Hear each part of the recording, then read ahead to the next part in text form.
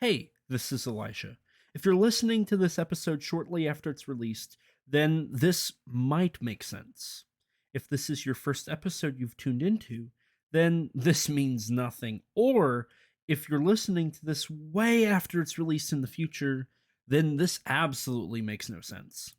However, this episode was originally planned to be released on July 9th, 2025, and was recorded on July 2nd, 2025. But due to various life circumstances between myself and Rex, things got backlogged and releases were delayed indefinitely. Now we are back on track and happy to finally release this episode. While us, the hosts, will discuss the current, as of the recording, updates in our lives and what tokusatsu we've watched, the news segments have been removed entirely. So the episode will be slightly different. If you'd like to see the edited out content, leave us a message and we'll look into how to tackle that. But in the meantime, we hope you enjoy these episodes now available for everyone to listen to.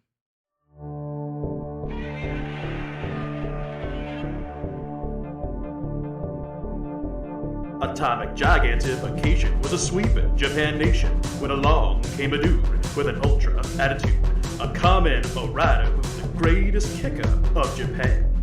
And of all, man, life's too short now, baby, to not talk big now, baby. Broadcasting across the globe from Two Guys Room, it's Kaiju Conversation. I'm your host, Elijah, and joining me, as always, my lovely co-host and editor. Hello, I'm Rex. And here we are, Rex, episode 121. Oh dear. I'm proud. It's been a bit of a rocky year, but we are trudging our way through getting the number up. Hey, look, as far as I can tell, it looks like the year is on the up. I mean, it's about to hit its peak, I think, personally. Yeah, I think the year's about to be peak year. I'd have to agree. You know, there's a lot of moving parts going on right now, and I think this is a perfect time before we continue to carry on some stuff. I think we should go ahead and dive right into it. So Rex, how have you been? What are you up to? I've been doing quite good. Most of what I've been doing really is preparations for G-Fest, frankly. Yeah. As I'm sure you're already aware, just today I finally received my passport, which in one regards made me realize I could have probably spent $100 less to get it expedited faster. But whatever, at least I have it now. I don't have to worry about it, and I got my ESTA, so my travel visa to the United States. So, as far as I can tell, pretty close to the finish line of everything going good with that. Yeah, I mean, all you have left is you're waiting on an answer for something. You got to make a call and you got to go shopping, and that's it. And Yeah, pack. pretty much. Yeah, packing and like maybe doing just getting like all my clothes ready and whatnot and just checking just shopping basically if I'm missing anything. It's kind of wild because originally you were planning to come last year, but Yeah, it didn't didn't work work out. out financially And mainly. yeah. And so this year we finally got it moving. It's not what we initially planned.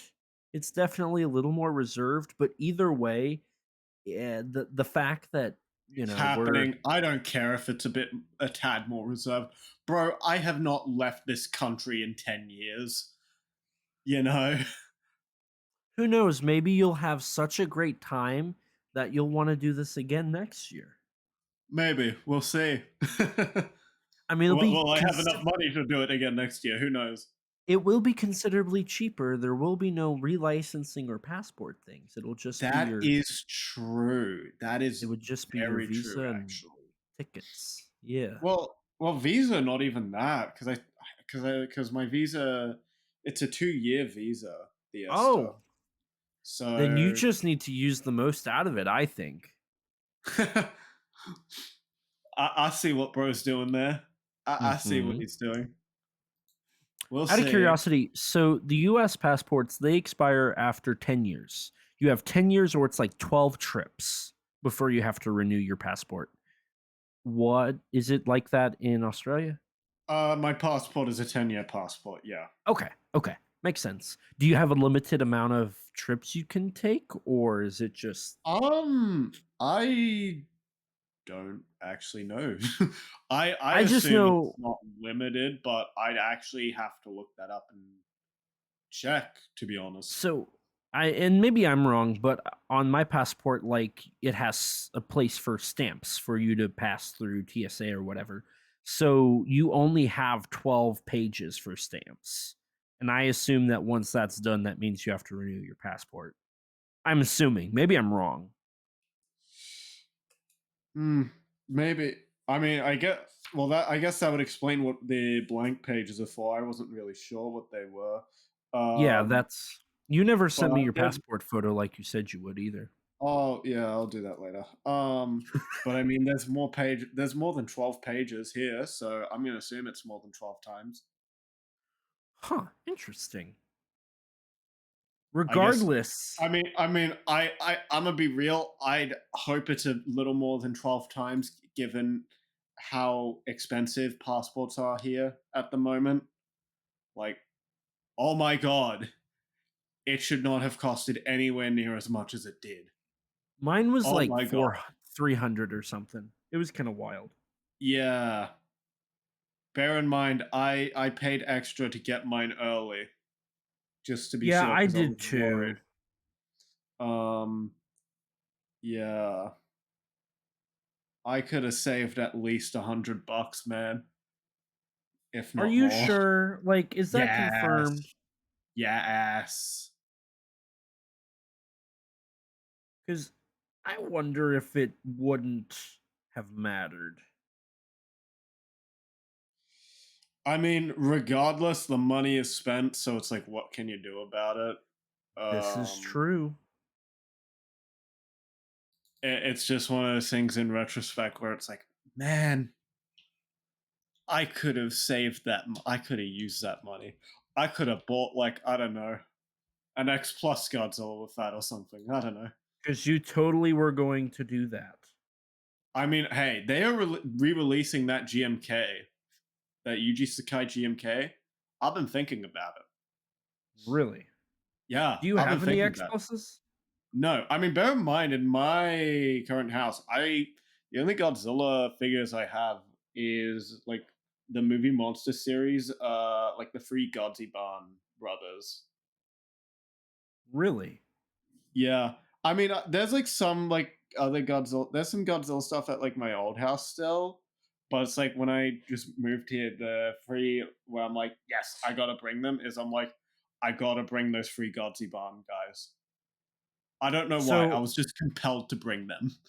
why did you like is there a legitimate reason why you didn't bring all of your stuff or I mean, it's mainly just space and to not like clutter everything at the moment. Because like, I haven't even brought like my Gundam model kits over, and it's like and it's like I have the new Gundam Master Grade and the Master Grade Sazabi, which is like the new Gundam's like rival uh robot, and that's one of my favorite Gundam mecha designs.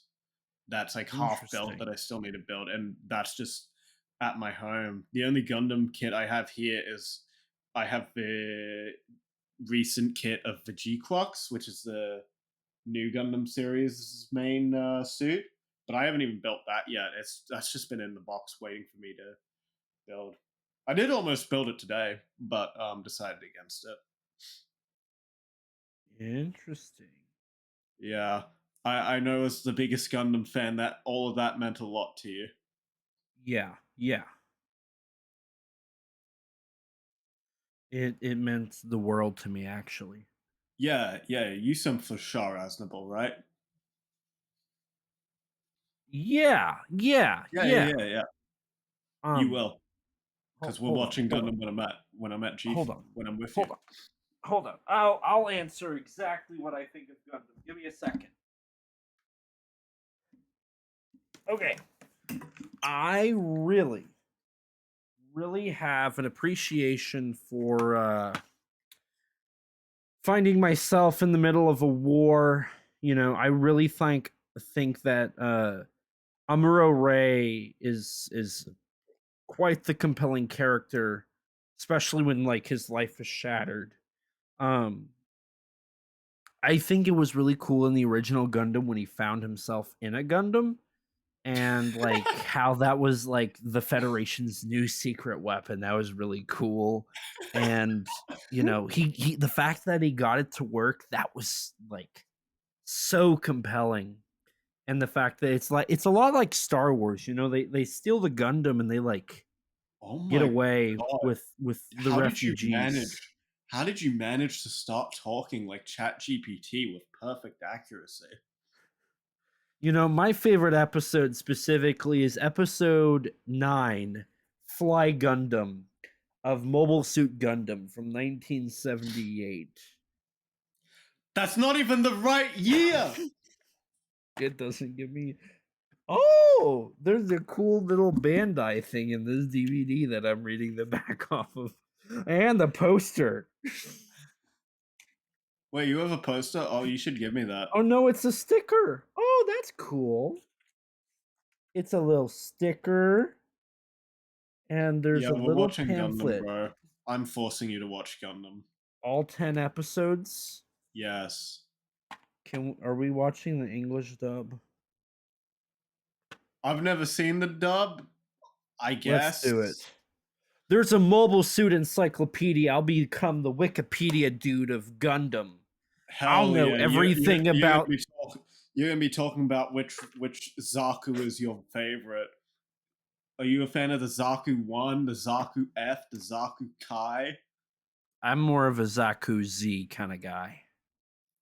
That doesn't exist, I think. Maybe it does. I don't know. Who cares? We're gonna. This is now a This is now a Gundam Gundam podcast. podcast. Yeah. Yeah. Are you ready to talk about Gundam? Sure, I did just rewatch Shah's Counterattack the other night, so yeah, I'm down. Okay. I What's don't your know what thoughts on that that movie? is. What's your thoughts on What, that movie? Oh, it's like the big epic conclusion to the original Gundam saga, you know. oh, that one. Yeah, yeah, yeah, yeah, Yeah, yeah. it's like the culmination of Mobile Suit Gundam, Zeta Gundam, and Double Zeta. It's the end of Shah and Amuro's story, Is technically, this sort what of. people think of me when I talk about Gundam? Yes. Oh.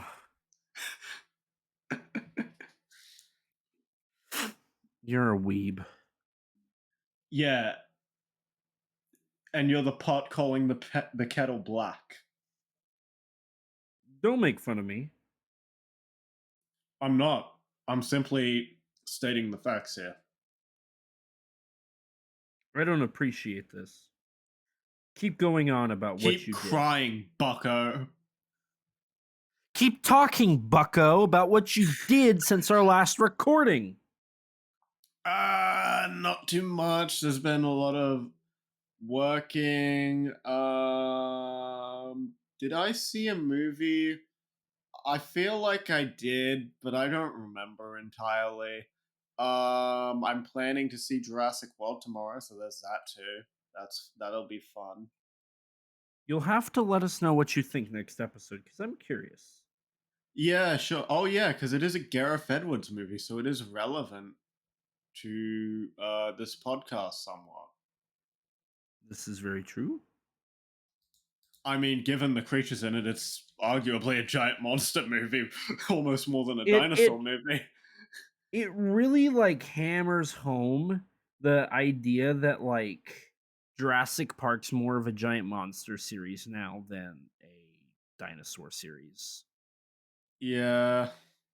I mean, to be fair, I do hear the portrayal of the actual dinosaurs is a lot more animal like than some of the other Jurassic World movies, to be fair. Good. Yeah. We need more things like that. Yeah. Yeah. I don't know. The movie, I haven't heard too much since reviews come out, but it just doesn't seem that remarkable, which is about what I was expecting. Yeah, that tracks. Yeah. Disappointing, but I'm not surprised. So, is there anything else besides the G Fest prep and the, watching Gundam and Uh whatnot? yeah, not anything else that I'll mention at the moment, no.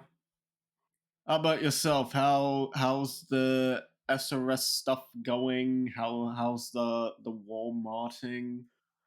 Well, I've been primarily prepping for G Fest myself, getting ready for some panels. I haven't started packing yet, but I've been working on some panel stuff. Working at work, general stuff there, cleaning the house, getting that kind of set up. Working on the podcast a little bit. But I did recently have my birthday, so I am a whole Oh year older now. yeah, yeah, and Yeah. we almost recorded on that day as well. Yeah, which would track because historically speaking, we do kind of somehow end up recording on most of my birthdays. um, Yeah, because you're a but yeah, workaholic. I know. So I don't know if anybody really cares, but I went out to eat and then I went to I'm trying to think what I did. I went to a toys museum. The most on topic thing they really had is they had a couple Bandai Power Rangers figures and they had some like Robbie the Robot figures from like the late 50s, which was pretty cool. Outside of that, there wasn't really anything on Probably the brand. robot is from Forbidden Planet, right? Am I crazy? Correct. Okay, yes.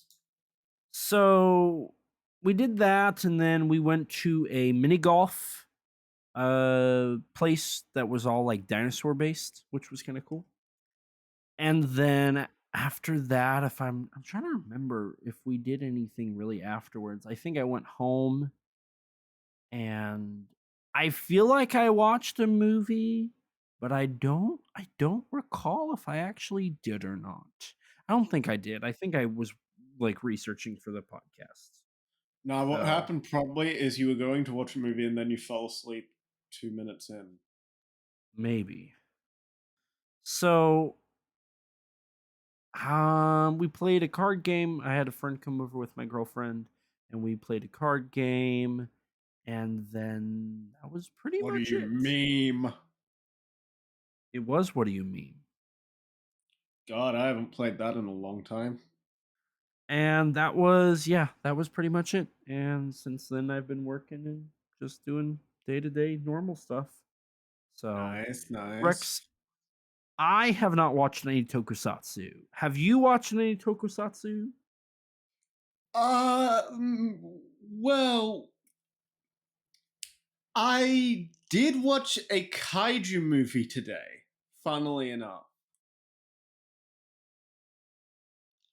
It wasn't quite tokusatsu because unfortunately I'm gonna have to be a broken record and talk about Pat Labor again. Okay, let's hear it.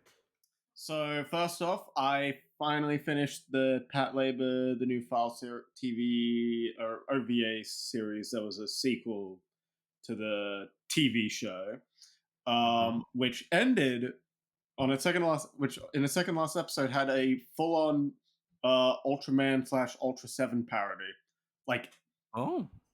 dedicated Ultraman, Ultra Seven. The Pat Labor Ingram was Ingram Man. The first half of the episode was basically the Ultra Seven finale, like even recreating like the scene where Dan reveals that he's seven to Anne. And then like the second half of the episode is just like the final fight against Zeton. in the original Hmm. Ultraman. And yeah, and then like Zoffy showing up and whatnot. It was pretty awesome, pretty fun. You get some cameos from like not Elekeng and whatnot as well in it. Hmm. And yeah, so then I went on to finally watch the second Patlabor movie, which is very well regarded and is quite good. And just today, I watched Patlabor. I watched W13 Patlabor the movie free, which is called Patlabor the movie free, but is really less about Patlabor and more just a straight up kaiju movie that just happens to be in the Patlabor universe, really. Really? Yeah, it's basically Godzilla versus Biollante meets the host, but before the host came out. Huh. Because it's like there's a sea monster in Japan, and it looks very similar to the monster from the host, like very similar. That is like destroying like robots and whatnot across the country, and so there's this investigation into it, and it leads them to discovering that it's actually like the I guess spoilers for the movie. It's the this creature is actually like the has been genetically engineered, kind of like Biolante, where it's like the cells of this woman's dead daughter who died of cancer Oh mixed with my like this god. Antarctic like alien thing cell that was discovered by the mother's father, and also like the cancer cells itself have all been combined to create this monster. Meanwhile, the American military is trying to like cover it up. Oh my god. Yeah, yeah. It literally basically is just Godzilla vs Biollante meets the host, It and it's kind of quite sounds good. like it. Yeah, it's quite good. I quite enjoyed it, and you know, the Patlabor stuff really is barely in the movie. Like the Patlabor cast is in it, but they only show up for like maybe like 10 minutes or so. Um, Uh-huh. but yeah, it's fun. I enjoyed it. Unfortunately, that is pretty much the only kaiju or tokusatsu I've really watched. But that does mean the next thing I'll be watching in the Patlabor series is the live action show. The Next Generation, right? Yeah, Okay. I know a little bit about that one. I know I want to say it's 13 chapters. They were released yeah. like two There's 13 chapters at a time. episodes. Yeah, Yeah. And then I mean there's a one's like shorter movie. than the other. Yeah, there's a movie with, and there's like a director's cut of it too. Yeah. See, that's about as I'm a much as I little know about it. confused as to whether or not it almost seemed like the movie was like a compilation film, but I think it is its own original like sequel movie to that show. I think, but I used to I be a little don't confused know. on it. I think it's like a sequel show or a sequel movie. Sorry. I thought it was. Maybe I'm wrong. I mean, one of I the know cool very things little. though that I know, like the one thing I know going into it is even though it's like basically like an all new cast of characters, um, there is one character who is in the show, and he's played by who's from the originals OVA and series and whatnot, and he's played by the actual voice actor from the original series as well. Oh, that's cool. That doesn't happen very often. Yeah, no, exactly. So that's pretty neat. So the movie you watched, was that live action or was it animated? The Patlabor 2 and 3, they're animated. Gotcha. We're talking about the one that with the genetically modified. Yeah, Patlabor 3. Okay. Okay. Yeah. I'm just trying to keep all this Pat Labor stuff straight. It's mildly difficult. Yeah. I mean, the thing with franchises like these, it's like you don't really keep them all straight in your head until you've seen them yourself, I find. Right. Like Gundam is like, what the hell am I looking at? What is an AU? What is a UC? You just have to watch it and like And it's like, oh, that's what that is. Gotcha. Yeah, it's a little much. I just Yeah. I listen the best I can and try to piece it together. It's kind of like Common Rider for me. But Common Rider's slowly becoming more like I know it's Common Rider V3, Sky Rider. No, it's Common No, Rider Kamen Rider X, X. and then it's Sky Rider, No, it's Amazon, I think and then is. it's Sky Rider. I'm pretty sure it's stronger after that. Well, I know it ends with Black and Black RX, and then there's a movie, Super One. Super One's a movie, right? No, that is Special? Z Kamen Rider ZX. That is Yeah. that is the like special. Okay, maybe I don't Super know that One is a much. show. I'm trying. I'm trying. These things happen. I know that Kuga's like the I just start of said, the it's Heisei easier. era. It is easier the more of the shows you've seen. It gets Right. easier to keep track of. I should get back on Show a Kamen Rider though. I really Yeah, you were should. doing really good. Yeah, I need to watch Kamen Rider X and yeah. Yeah, I should do that. You should do that. Well, that does lead me into if that's all you've watched, really, then what are we doing? Where I don't know about you, but I did watch a movie actually. I hope you did, because if not, you're a loser. You know, I think Not I that you did. weren't already, but you know. Sorry, it's just too easy. Today we are covering Varan, the unbelievable. What did you just say?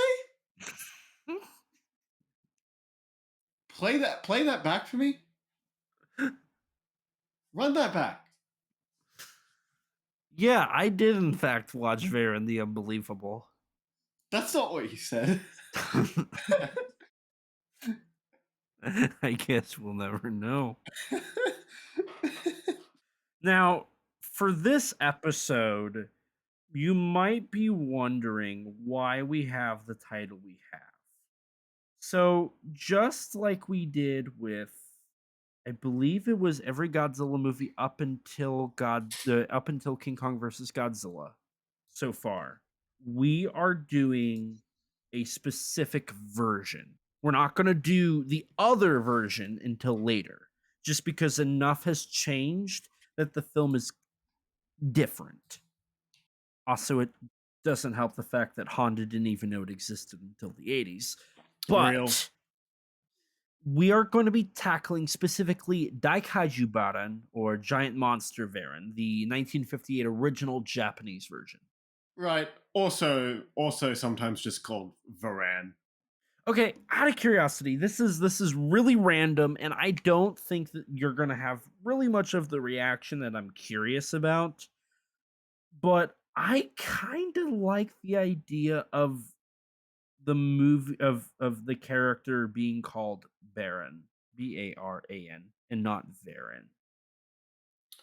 Oh, I mean, I kind of just go back and forth, but I just say Varan because that just sounds a bit more natural for my tongue usually.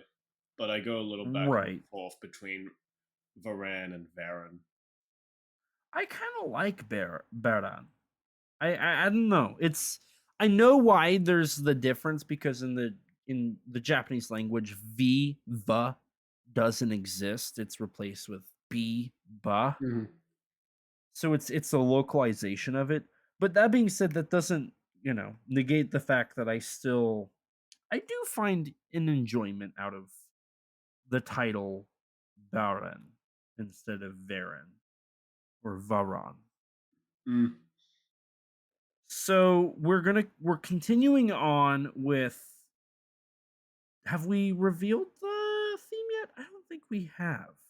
I mean, I think the theme is pretty obvious by this point.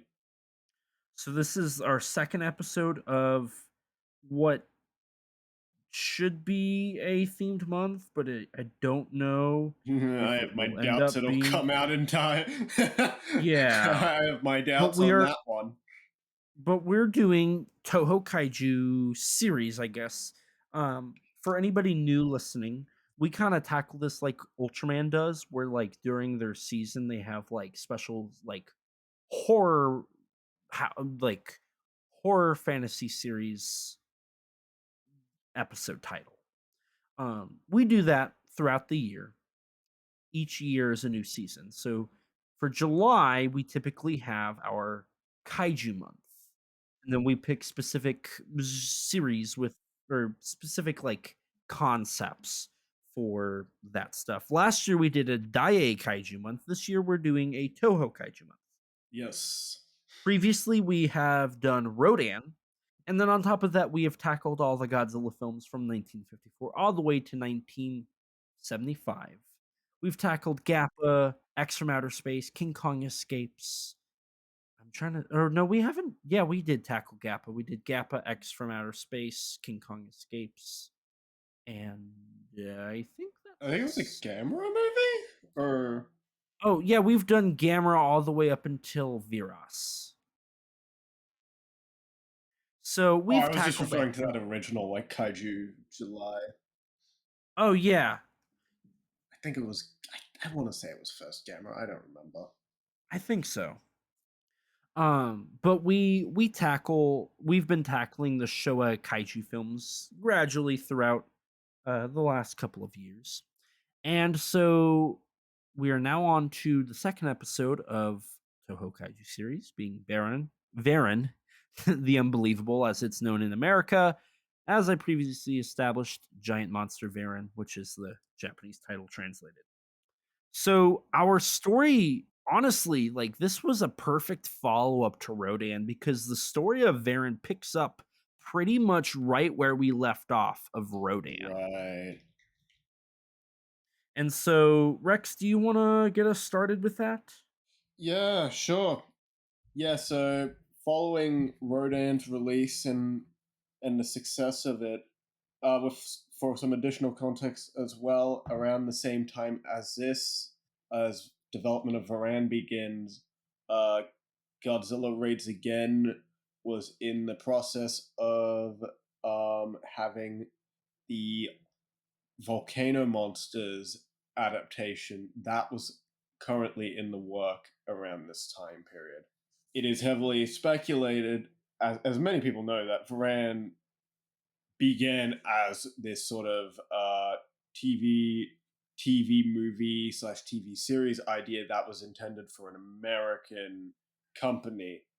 Very much speculate, very heavily speculated to be ABPT, which was a division of ABC, um, whom was working on Volcano Monsters at this time.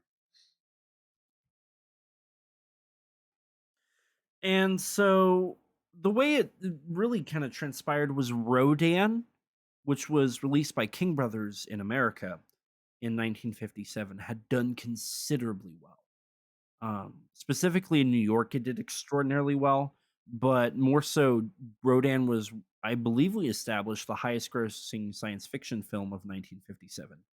So it was a very big title, and partially it cashed in on the UFO boom, which we talked extensively about last episode.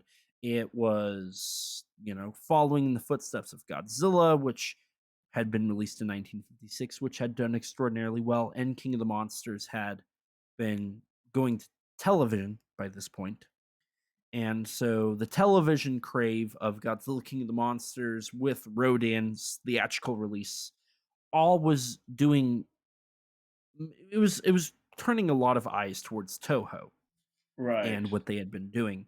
RKO would pick up the rights to the Mysterians, which came out in 1957, and RKO would do their own version of it in 1958, I believe it was, maybe 59. I don't recall off the top of my head. But either way, RKO, the company that owned King Kong and Son of Kong, and at one point was one of Hollywood's largest film studios, was acquiring titles. Like, why wouldn't you? So it all kind of followed after that in 57, which I believe you established, Rex. Yeah, yeah. So once Toho became involved with that American company and wanted to start developing a new kaiju film, they contacted Tomiyuki Tanaka, contacted Ken Kuronuma, whom previously we had talked about in Rodan as the original story writer for that. Right. And he was basically told to write something simple and I think that was pretty much it. It was just like something simple. It was like quick and simple. Yeah, there's a quote in John LeMay and I think even Steve Rifle's book where it's like Rodan had arrived in the US and a request for another, presumably giant monster film, came from brackets America to Toho. Tomiyuki Tanaka approached me, asking me to come up with something, anything. Which is interesting because I mean, in a way, Ken Kuronuma was basically replacing Shigeru Kayama, who had done Godzilla and Godzilla Raids Again. And then you have here Rodan and then Varan, kind of the back to back um, titles for Kuronuma. But just like how Kayama stopped after two because they kind of pushed him to do the sequel, they after Varan, Kuronuma never touched another movie, as far as I'm aware, again. Um, he this is his last film he worked on.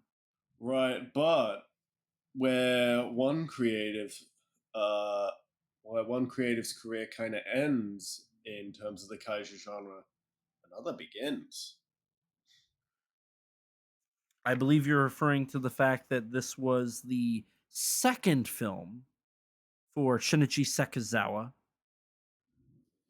Oh, was who it his? this is Oh, was it his second yes. film? First, oh, first Toho. Oh, okay. Yep, gotcha.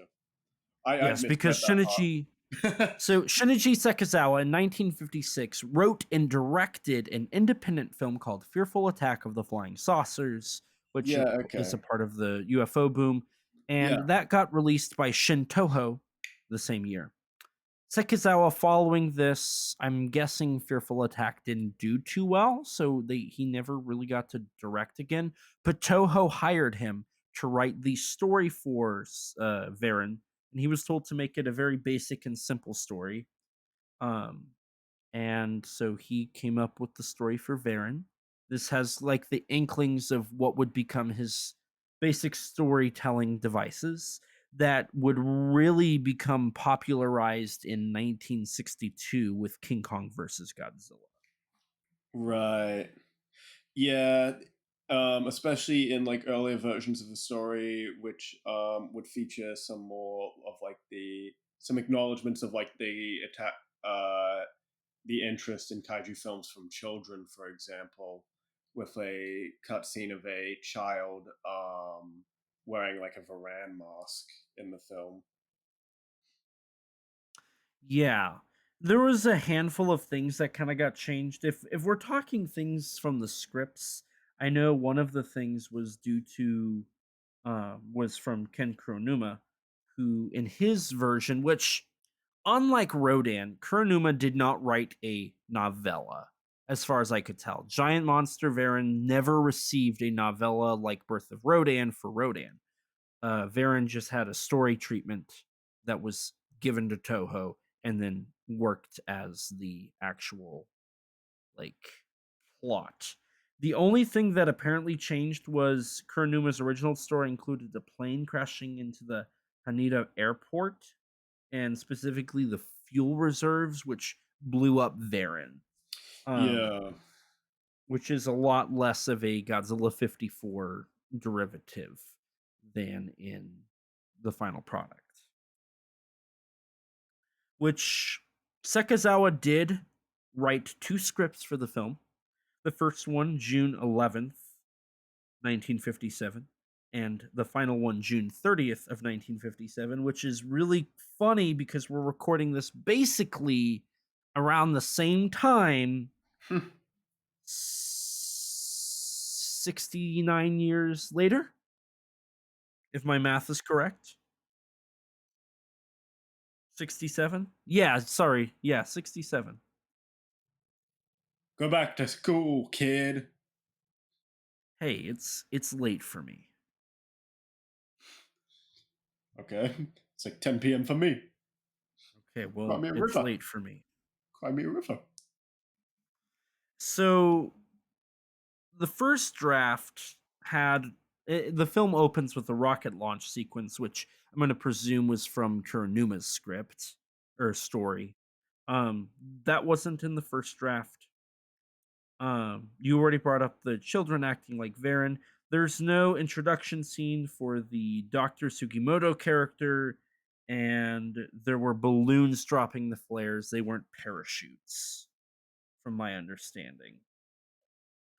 Now, I we probably should establish how this film originally was, because you brought up it was for TV, but we haven't really talked about what that entailed. Right. Initially, this film was more, rather than being like a film or even a TV movie necessarily, like what something like Volcano Monsters was intended to be. Varan rather was more so intended to be a mini series, debatably either 3 or 4 parts. From what I understand, it was originally a four-part series, 30 minutes each, fade in, fade outs for Right. commercials. Right. John LeMay pointed out that the 3 parts idea most likely just comes from shoddy memory. So, most likely 4 parts, I agree. But what's really interesting is the simple fact that at this time, the idea of a miniseries or TV movie in Japan was not really popular. Mm. That was not something that had been. Right. And it wasn't even necessarily all that common in the United States. But also, bear in mind, this is pretty fairly early in TV's lifespan at the same time.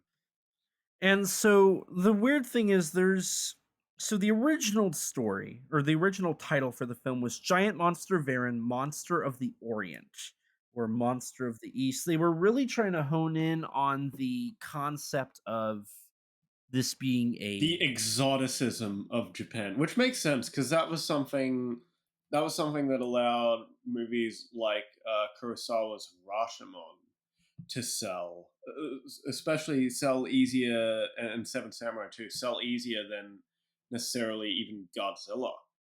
right. Right, Godzilla was more of a modernized, you know, attempt at Japanese culture. Whereas, like, and you can kind of see it in Varan as well. There is a good amount of just I don't know if it feels less in tune than like Godzilla 1954 is. Mm.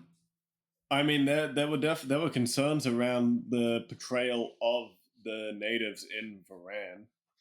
Right, so much so that there is an alternate version outside of just the English and Japanese version that was released in on VHS in the 1980s that like covered up various dialogue um deliveries to not it's the same tribe that's in Half Human that got that film shadow banned, and they were trying to prevent Varen Well, it's from. not the same tribe. It's the same like stereotype rather than like necessarily the same like tribe or group of people.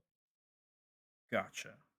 Now a couple things for the TV version. So there's a weird so the episodes would have been this: episode 1, Varen appears; episode 2, Raid of Varen; episode 3, Varen advances; and episode 4, Varen's counterattack. Right. And so there was apparently a score made for the TV version that Ifukube recorded, which is different from the film version. Now, breaking down what the episodes were, episode 1 is basically the first 20 minutes of the film. The rockets, the research, the two scholars getting attacked, the uh, going to the village right before Varan appears, the search for the butterfly, stuff like that. Mm. Episode 2 is Varan's rampage and him flying away. So the attack of the village and him leaving. Episode 3 covers the travel to Tokyo across the ocean and whatnot. And then episode 4 would have been Varan's airport attack. And it is theorized that partially, so there is apparently a TV version that got sent. But Yeah. before we talk about that, let's establish why the film ended up becoming a film and not the miniseries it was intended to be. And from what I understand, there's two different ways to look at it. ABPT went under, and so the funding went away. And that's what happened. But according to Honda, it was before the US company backed out. Toho had decided to make it a movie. Yeah, I do think it is. I feel like it's a bit not dangerous. That's not the right word, but Dubious? dubious to say that completely implies that the decision was made before the American company backed out. I still think, given the fact of like the TV versions that were sent out, that Toho deciding to show the movie in theaters and on television can still be a decision that could have been made after the American studio backs out. It's really hard to say for certain, just because unfortunately, like, there's not many, if any, official records on this, and most of the people behind this film are dead. See, this is where it's weird because the timeline events ABPT went out of business basically after the film was done, if I remember correctly. Which is why it's like dubious to claim it was ABPT, but they were working with. Well, they could have pulled like out of the project before the company like was fully shut down. Though, to be fair, True. So it's weird because the way it's established is Toho decided to make two versions, the one on TV and one on film. The reason they did that was because if they did a theatrical film in Japan, they could still sell it internationally as a series. And so from my understanding, that was basically how they approached it was if we have to do it this way, then let's make the most bang for our buck. yeah, yeah, that's kind of how it comes across. Yeah, And so the TV version they ended up coming up with was to my understanding it was for an entirely new distributor. Like they didn't have plans. They did what they did with Godzilla 54 and they sent a print over to their LA branch and right. was like, "Here, market this." And it was a 2-episode mini series. It was called Varan Appears and Varan's Counterattack, which is reconstructed on the 2005 Toho Video DVD that got ported over for the Media Blasters DVD. Which the two-parter was sent to LA before the film even came out in Japan. So essentially, the two-parter, because so from what I believe it was John LeMay kind of explained, if you look at how it was supposed to be a 4-part miniseries, with about a 30-minute runtime, that means the total film should have been about an hour or about 2 hours, 120 minutes. The final film is like 87 minutes long. It's not, the math doesn't really add up. Granted, you have to include like the opening and whatnot, which is probably like a minute or so each time. So that's 4 minutes. So it's really like an hour and 16. But even then, the math still lines up that there's more footage that was written than what was shot. And in the reconstruction, there are moments where like it cuts to sound only, with dialogue, which suggests that something was filmed, but they don't have the footage anymore. Right. I mean, in the case of some of that footage that's cut from that's missing in the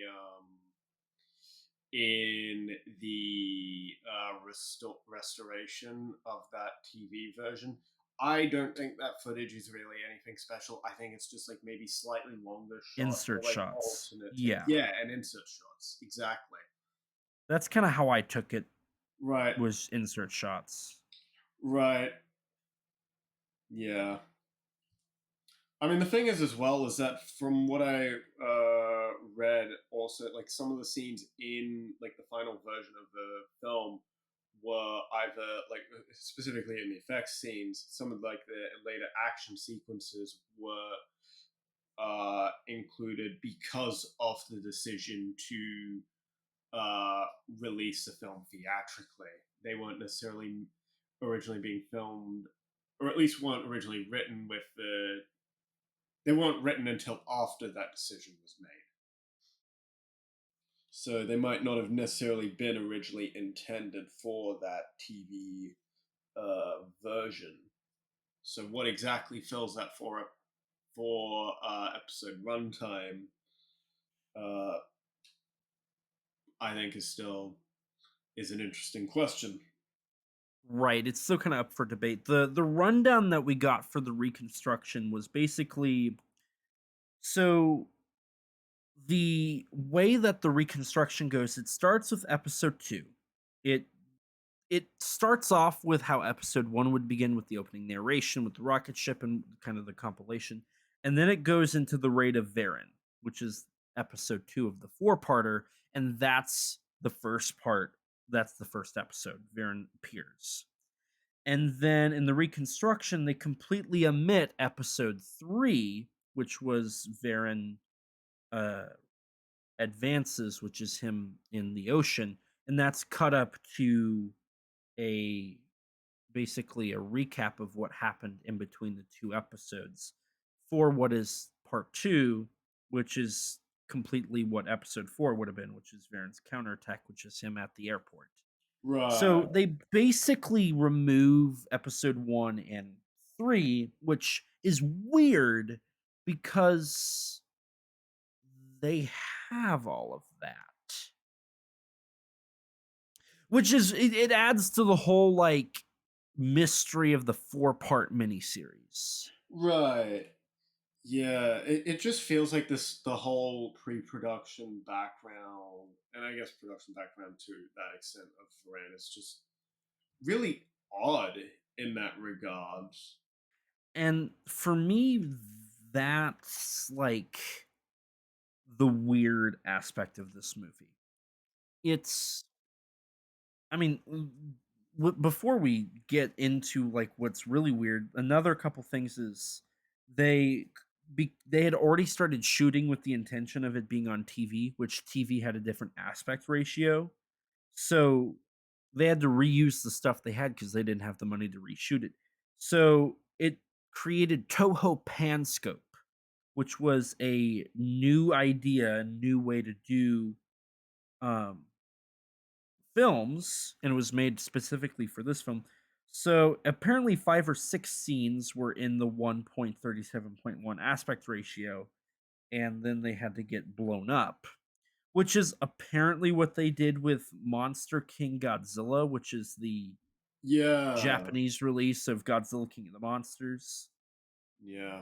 And shooting for the film was from July till about the mid August of of 58.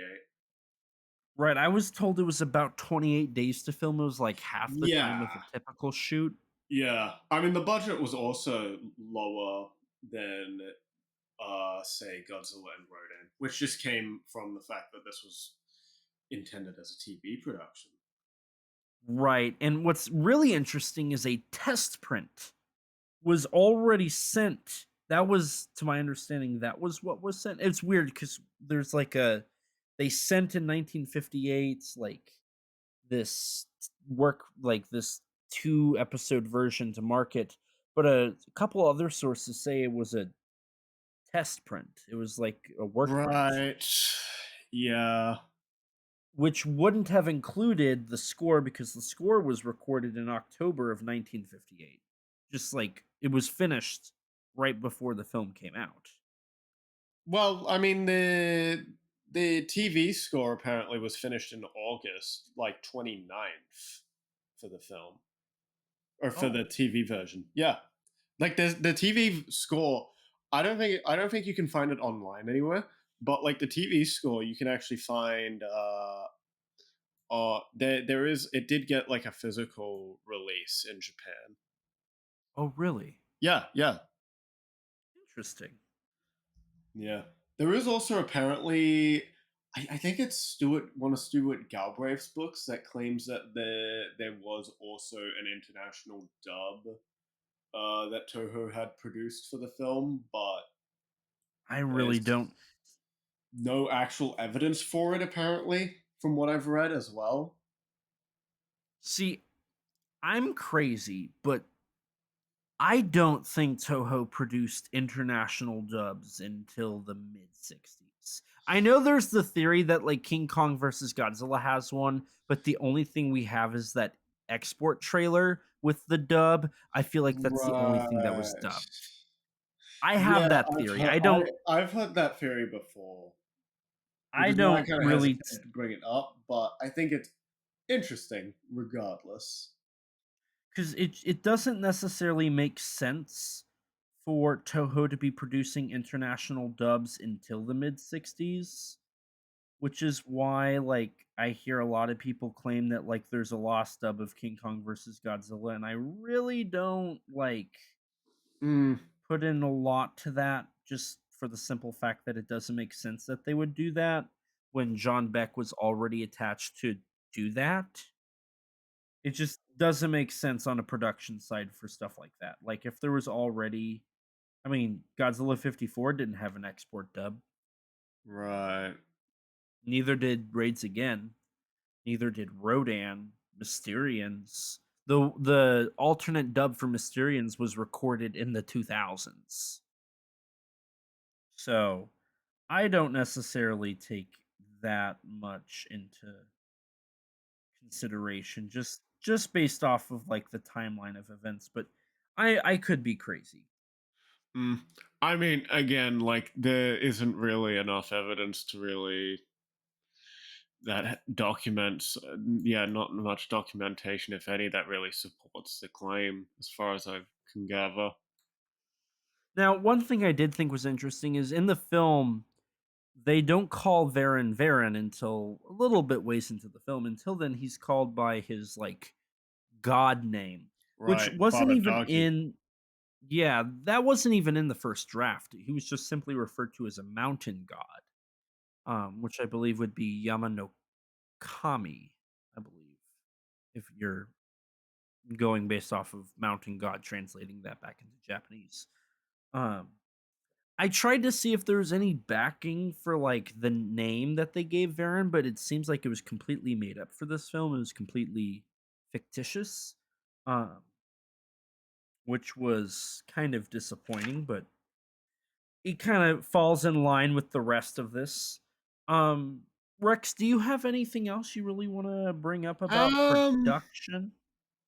Not really production. I guess the last thing I'll bring up is, I mean, something I'm sure we'll talk about a bit in the actual film, but this is, would this be the first example of stock footage being used in like a Toho Kaiju film?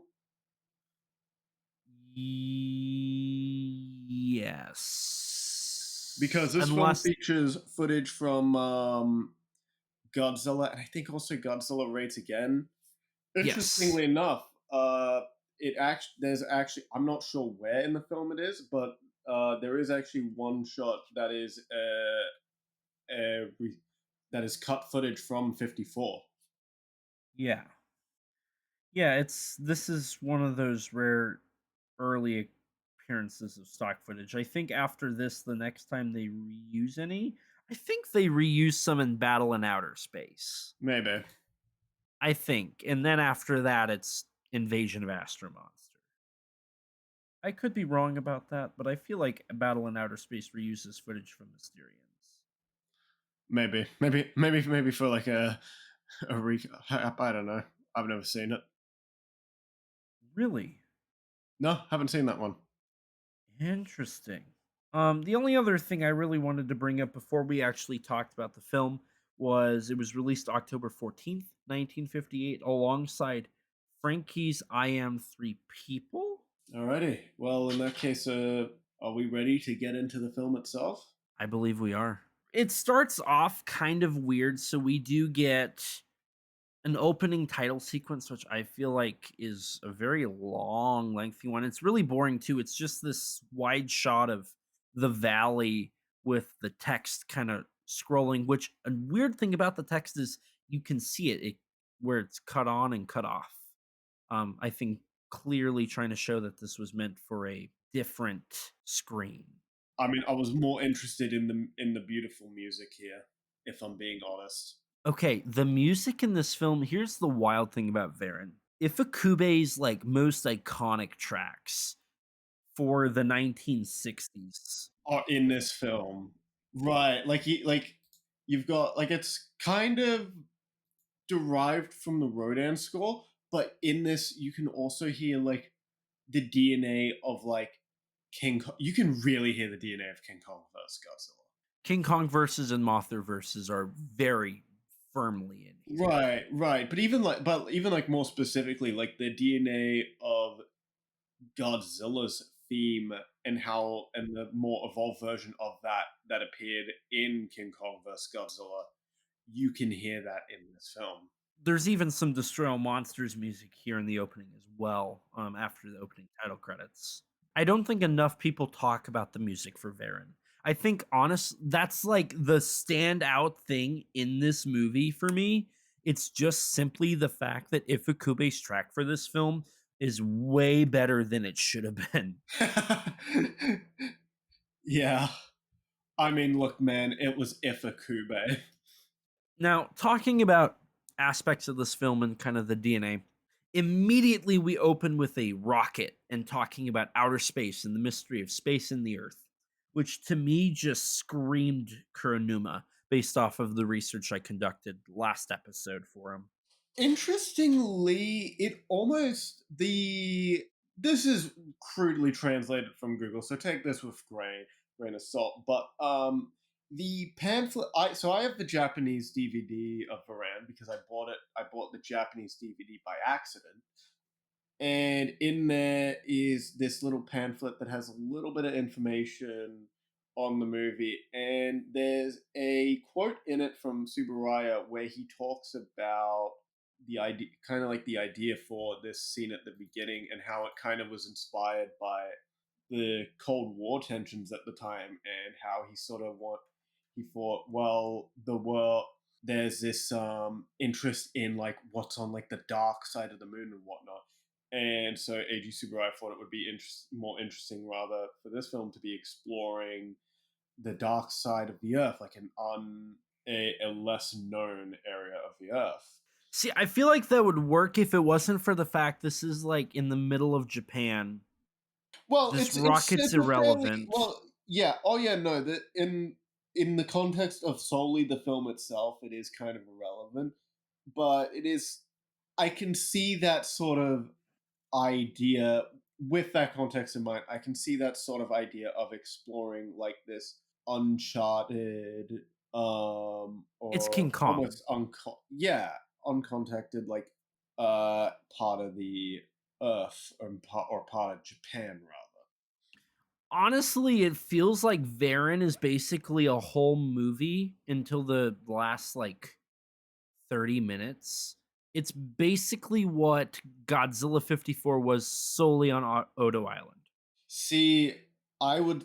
I think what I felt near the end of Varan, and what I kind of realized is, to me, Varan is it is Godzilla without the soul. It's kind of like Mighty Joe Young to King Kong. Yeah, it is Godzilla without the soul or emotional heart of that film. It's definitely without any heart.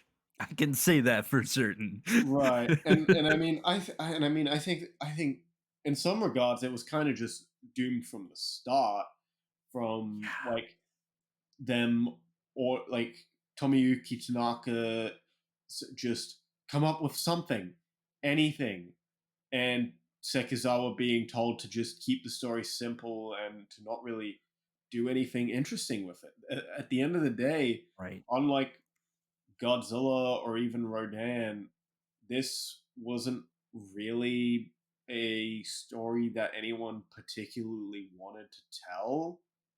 This was just a product. Right. This And was I just think something to offload to Americans, and that they eventually decided, oh, well, we'll show it to our audiences too. Why not? what's really interesting about all of that is the simple fact that this movie, out of any other Toho Kaiju movie, feels the most like an American B movie monster film for Yeah, me. yeah, yeah, definitely. Which I think is also part of Because why it's probably the most forgotten I agree. of I the definitely, solo monster movies. yeah, because it didn't. This and Dogora, I think, are two of the most Yeah, overlooked. yeah, but Dogora, Dogora. The thing what separates Dogora from Varan is Dogora's outside of a like 1 second cameo in the Godzilla anime trilogy. Dogora hasn't appeared in a Godzilla movie. Like Varan had appeared in Destroy All Monsters, albeit briefly too. But that was a film made in 1968. So Varan at least has had this opportunity to be like known to the kaiju fandom just through his long-standing ish connection to Godzilla. That is at least a, I hesitate to say far more established, but more established than say Dogora. But Varan isn't necessarily all that much more popular than Dogora. I'd say maybe a tad, but even then, I hesitate in saying that. Yeah, yeah, it's. I definitely see where you're getting at. Um, I think at the end of the day, the biggest thing that I almost feel like, in contrast to other Toho Kaiju monsters, the most that's said is Varan was in a movie in 1958 and they move on. Does that Yeah, make sense? yeah. I mean, there isn't. Frankly, it's like there isn't all that much to say. Like if you're looking at it in the greater context of the genre, beyond it was another Ishiro Honda, Subaraya film. Maybe in the context of sort of what we've talked about with in episodes like the Green Slime, with how important and detrimental co-productions became for the Japanese film industry. It's important in that specific aspect, but on a more general level, Varan kind of didn't matter or make much of an impact on the genre, really. Right.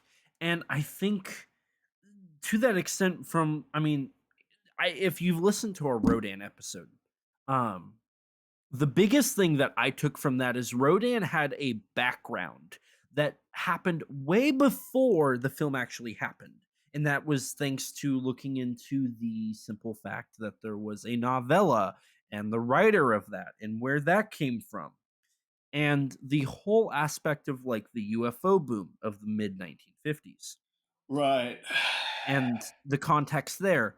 And then like you look at Godzilla and you've got the US occupation, the Lucky Dragon number 5 incident. For Godzilla raids again, you have the sheer impact of Godzilla 54, you have the Tokyo fire bombings, you've got various other aspects to help like influence and give you more of a like grasp of what's going on.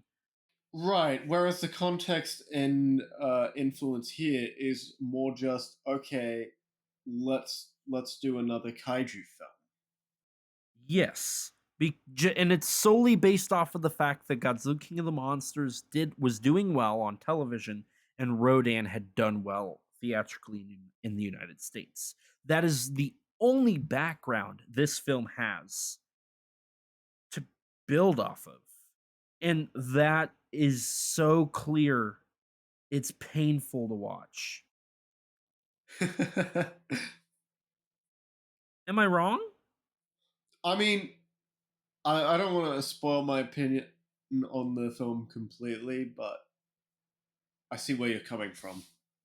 I'll say that for now. I guess we should continue moving on, shouldn't we? Yeah, don't worry. The film moves on very soon as well because as soon as we're introduced to that whole space, the spaceship, it immediately has no more relevance. Right. We immediately jump into the world of butterflies. Yeah, yeah. An exotic butterfly has been discovered in Japan.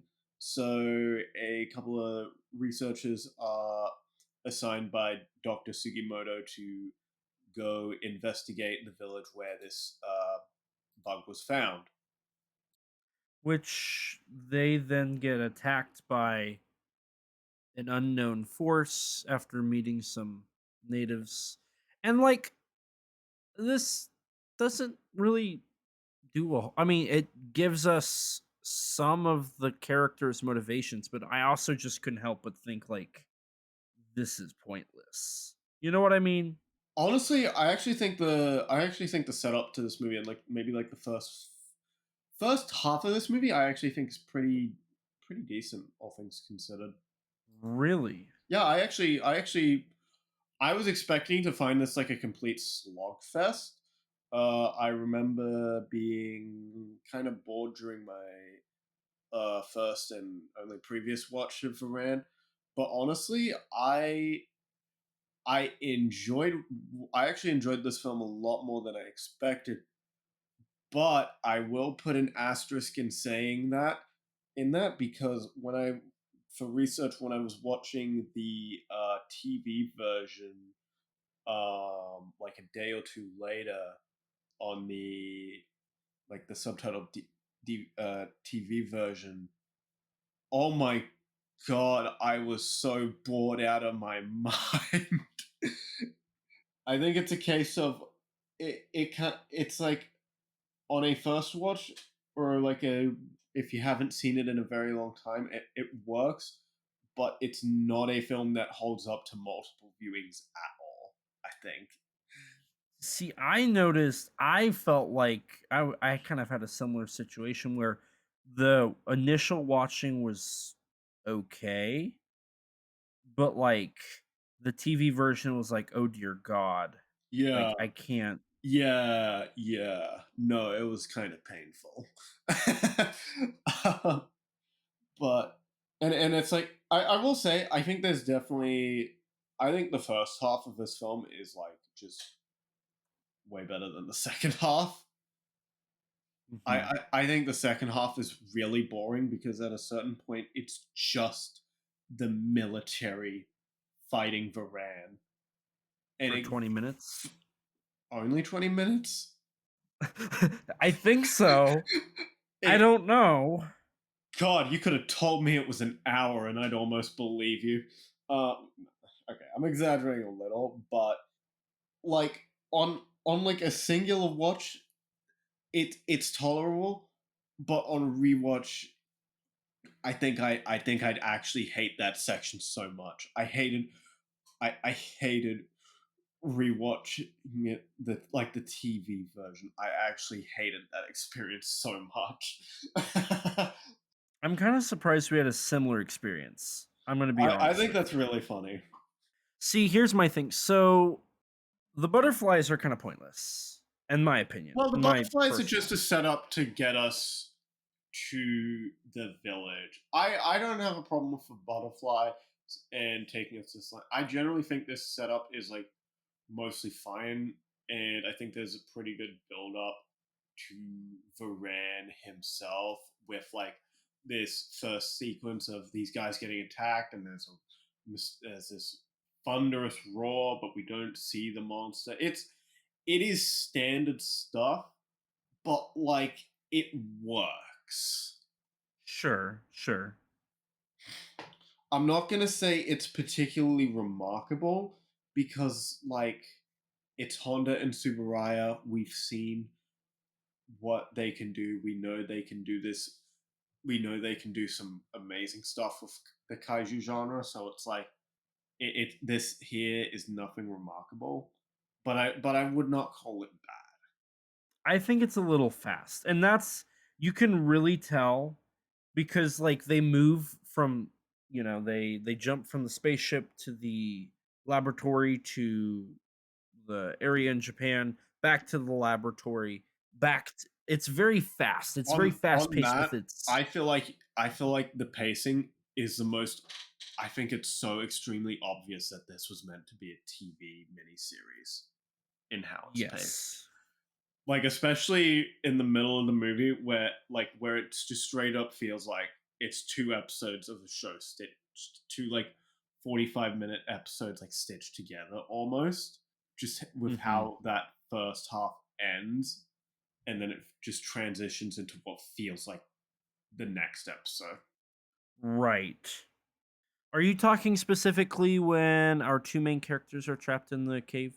I'm talking about like when Varan like flies away, like when Okay. that reveal happens, and then it fades out, and that's like pretty much exactly the halfway mark of the movie, and then Right. like we cut to a boardroom scene, which like in like an episode format would just be the next episode. Right. Now, one of the weird aspects of this movie that I'm not entirely behind is after we get our two like researchers killed, when we come back to we get like this little quick intercut of like newspapers talking about the disappearance and whatnot. Right. Then we get the establishment of like this researcher and then this person who's related to one of the people who died, who just so happens to also be a reporter that wants to report on it, which I thought was really like, I don't know. I don't know why, but I have a huge problem with that. Honestly, I don't have a problem with it, but my issue with the characters kind of comes from just there isn't much to them, and as like sort of like this trio, they don't really feel like a trio. Specifically, the third guy Yeah, in the the third group. guy, I don't even know his name. Yeah, I'm like trying to think back and look at my notes, but I don't think I wrote it down. I don't think I wrote his name down.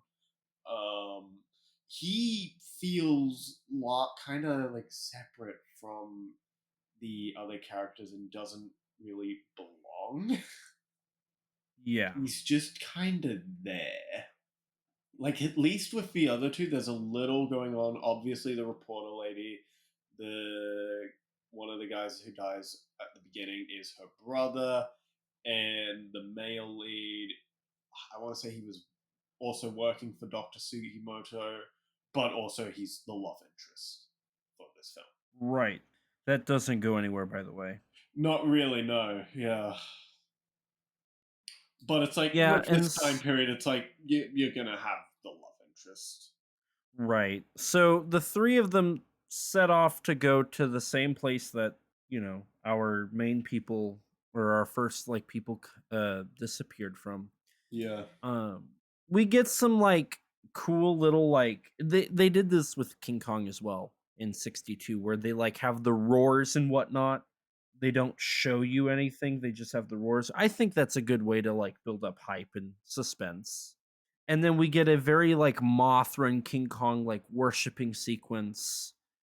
I wish we kind of explored the legend way more than we do because it does feel very like non-existent. Does that make sense?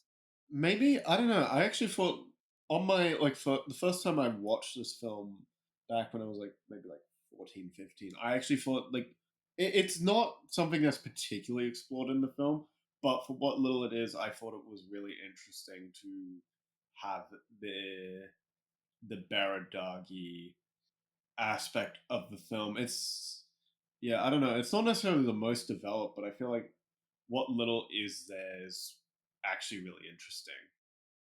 Interesting. Yeah, I did not get that. I was kind of annoyed with what we ended up getting. See, what actually annoys me is Kenji and just how rude he is to these villagers. Yeah, they it definitely feels like the modern man just kind of going into some like God, a he's native just tribe. yeah, he's just so disrespectful to them. It was actually so goddamn annoying. I was hoping he'd die. I was hoping Varan would eat him or something, you know? Yeah. Not that I ever expected it to happen, but I was a little hope in the back of my mind at this point. Right. It was I do think his character like I really don't like how they treat the indigenous people in this film. No, yeah. They really disrespect like the whole tradition thing and whatnot, which is really weird when you contrast it to stuff like Mothra and even like Godzilla 54 where it seems like they're very much like respectful of the traditions of the natives. But as our trio investigates the village and start to learn a bit about Varan and Baradagi and the culture, a boy's dog goes on the run, and the boy goes to chase the dog past into Varan's sort of territory. Yeah, which then our main character decides to go after and retrieve the boy and the dog. And I then will say I did pray. I, I s- I did say that I think the most of the beginning half of this film is pretty good. I do think the setup's a little with like the boy running off to go after his dog. I think that's a bit. oh, it's I don't like it. Yeah, that's the one. That's kind of one of the things here where I'm like, oh, okay, that's how we're gonna do it, righto. Yeah, I was not loving it. We do get I do love the atmosphere here. There's a lot of fog. I think it's looks cool, especially in the black and white cinematography. That's Yeah, probably one of my favorite aspects of this movie is just the overall look of this stuff here. right, It's just very atmospheric. right, yeah. Yeah, I'll say for a film that's cropped to 4:3 or cropped from 4:3, it looks it works better than you'd think. There's definitely shots where it hurts the film.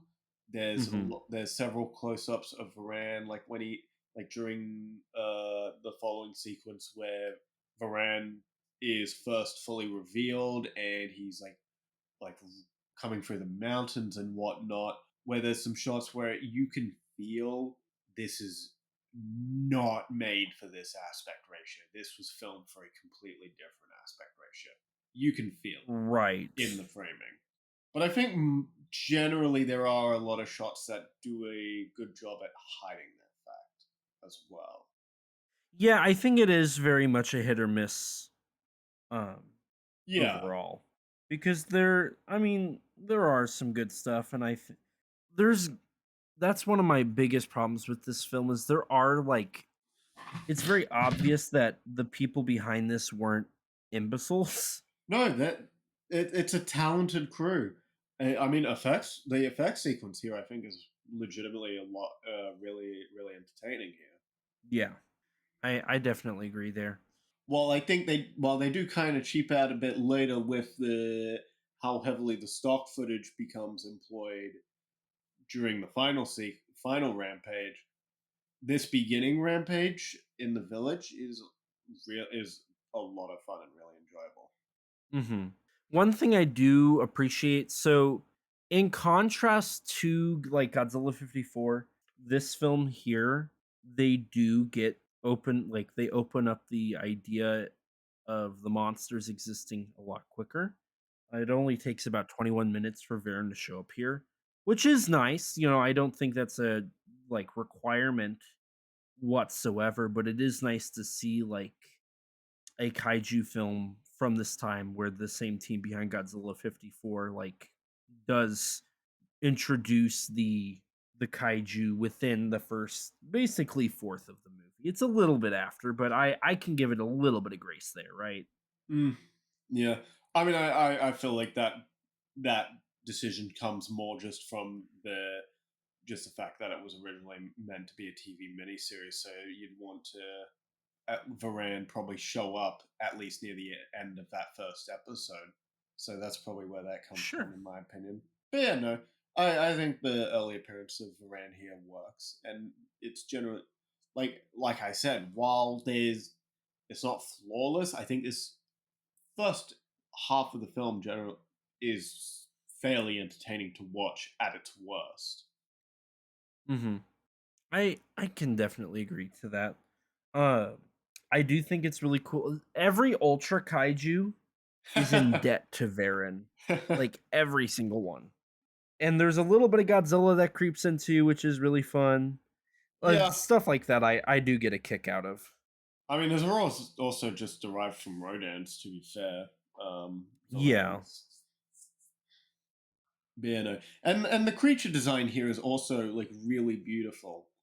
Like, while this film does not compare to Godzilla or Rodan in a lot of regards, I think on its own, Varan does genuinely have an amazing design that does a good job in standing alongside them. I think.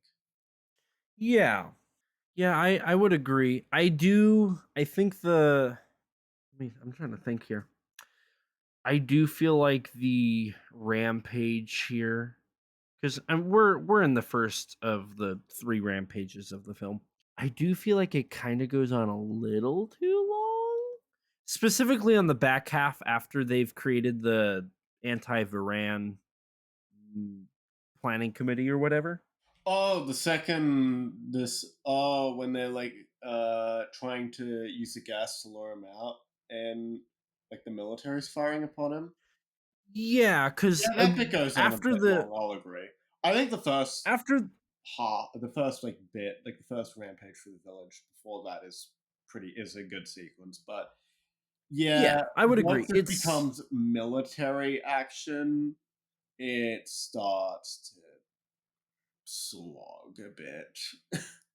Yeah, because so we have the rampage, then it cuts back to Dr. Sugimoto's laboratory, which he's talking about how it's a Varanapod, Yeah. which is, I mean, it's Godzilla raids again logic, whatever. Uh, and then they're like, hey, we get a cameo from Yoshio Tsuchiya, which is pretty cool. We do get a couple cameos from like actual Toho stars. Akihito Hirata ends up showing up at the back half of the movie, kind of in a similar Dr. Serizawa role, but without literally any of the bark.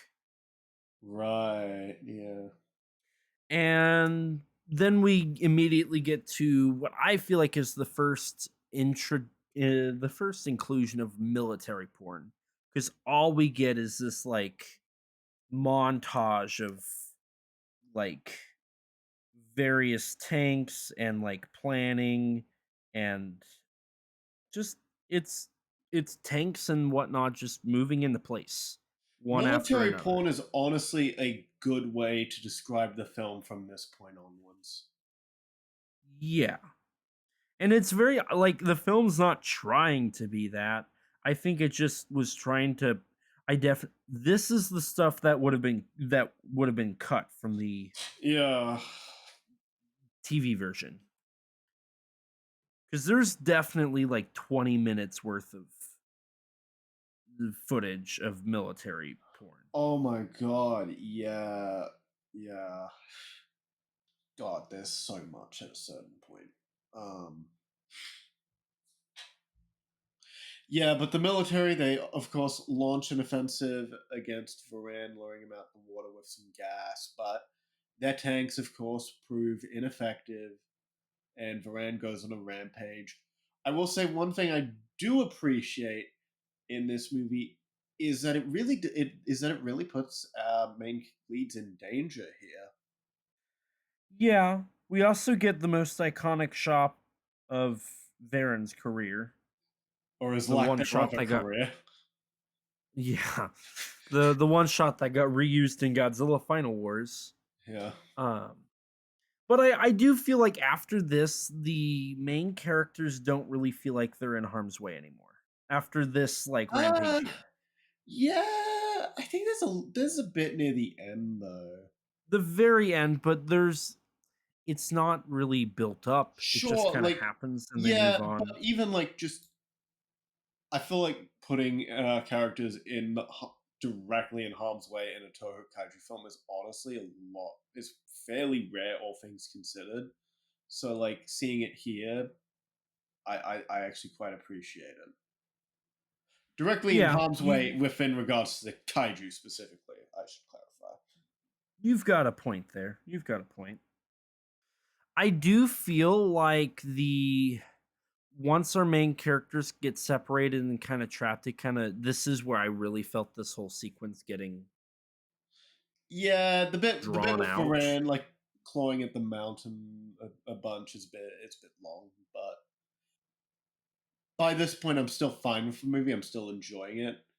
Um and I do enjoy the twist of Varan being able to fly even if this film is trying to one up Godzilla and Rodan. I don't necessarily think that's all that interesting of a way to one up the two monsters, but it's not bad.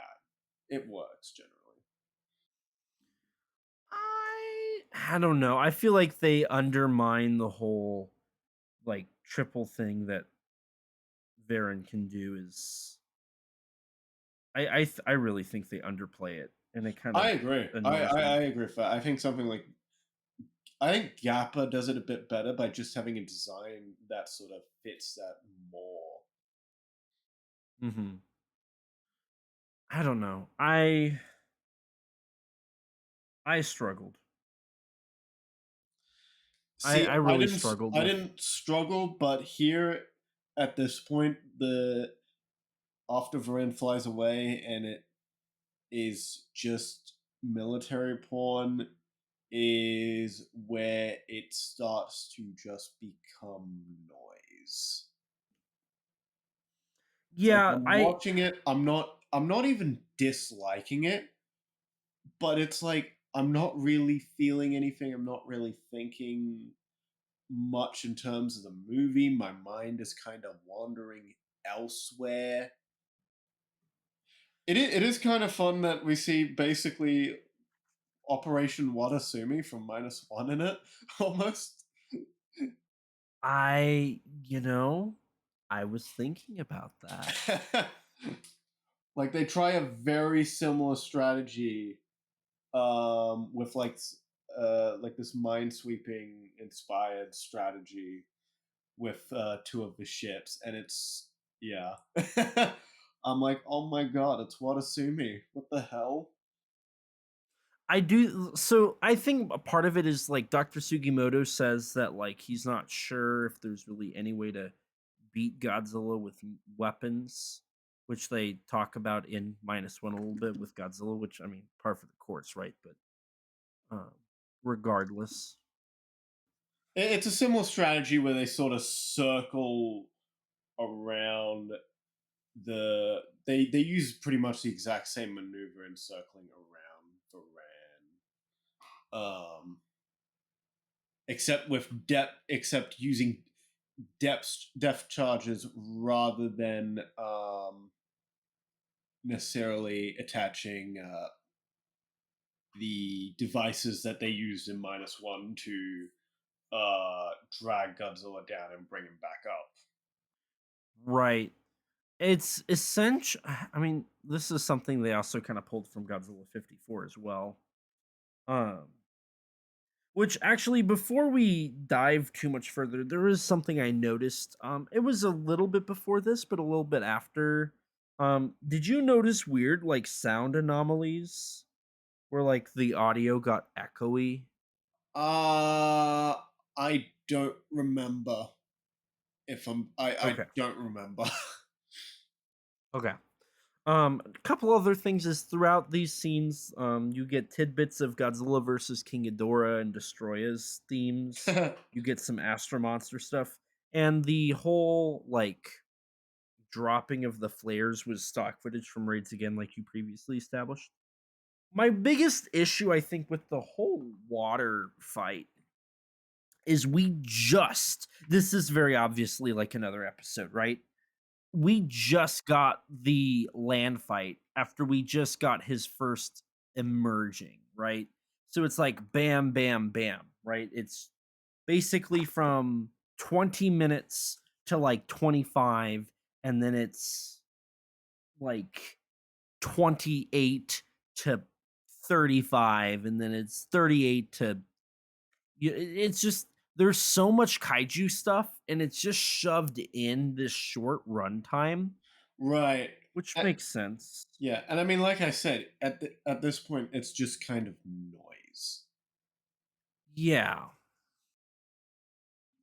There's nothing. And There's no real like I said before. It's Godzilla without the heart because it is solely just like the monster action of Godzilla done again without any of the moral debates, the love triangle. There's a small romance in this film, but it does not amount to much of anything. no. There, it is Godzilla without any of Godzilla's soul. See, it's funny you bring that up because towards the end of the water sequence, that's when we really start to see the The stock Godzilla footage from stock 54. footage, yeah. Yeah. Hell, Um we even get some erroneous cameos from Godzilla himself. yeah. The so the fight on Varan proves unsuccessful, and then they decide to go with Akihito Hirata's special bomb that's not powerful from the outside but powerful on the inside, which I don't entirely get. I guess they're trying to go for the whole honestly like a Godzilla -1 where it's like you go Yeah, like basically, it Godzilla's kind of is weak like that, on the actually. mouth. It's Um a little similar. it all takes place at the Haneda. Haneda Airport, yeah. Yeah. So they line up all their tanks and Varan But the kind of other just one didn't strolls exist. in. Yeah. Um so it kind of reminds me of Godzilla Raids again with how Godzilla just kind of shows up in Osaka. Varan just kind of shows up in Tokyo, which again, this is where it's obviously like a new episode, right? Um you can very clearly see the four-part episode Oh, play yeah. out in this. That's why I think it's funny there's an argument to be had about the 3 episode thing when it's like, no, it's very obvious what the 4 episodes are. Varan shows up at the airport. He doesn't really do a lot. He just kind of walks He just around. walks around, destroys some buildings, gets shot at, dies. There's a nut shot. Yeah, which actually injured Nakajima because this suit was made a lot thinner than previous suits. Yeah. Which is why when Varan's being attacked by the military, there's not a lot of direct hits. No, not really any direct pyrotechnics exploding from on the suit itself. It's really obnoxious, and like honestly, I felt like this ending went on for like way too long. And It would be fine if we didn't just get 20 minutes of the military shooting at Varan in the sea. right. And even to that point, I think another issue here is like they do try to add stakes with our lead character driving a Jeep right up to Varen before they, it explodes, and then that doesn't really work. So then they do the whole dropping of the bombs for Varen to eat and explode. But there's no weight. And this is where, like you brought up earlier, how this is Godzilla without the salt. We have no characters risking their lives. We have no development. We have nothing to like grasp on for these characters. Dr. Sugimoto is not Dr. Yamane. We do not have a Emiko or a Ogata or even a Sarazawa. We don't have the weight of what Varen can do because, to be honest, Varen doesn't do a lot. He destroys a indigenous village. He destroys a couple boats, a couple planes, and like half of an airport. Right, And he's that's all he just does. another monster. He's nothing special. He is not Right. Rodan. I think what really drives that point home is just the runtime of this episode and how quickly we've gone through this plot because there Oh is yeah. nothing here. No, there's nothing to even like our characters, they do nothing, they talk about nothing, they have nothing going on. The score is amazing. It's Ifukube. That's to be expected. The cinematography is obnoxious at times. The editing is obnoxious at times.